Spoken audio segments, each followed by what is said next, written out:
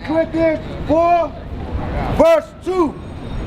But have renounced the hidden things of dishonesty. That's what we do. We denounce all the hidden things that these churches be putting out.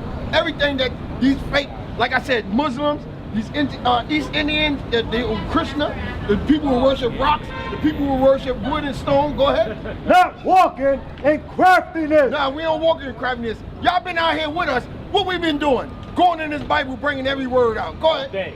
Nor handling the word of God deceitfully. What you shaking your head for? What you shaking your head for?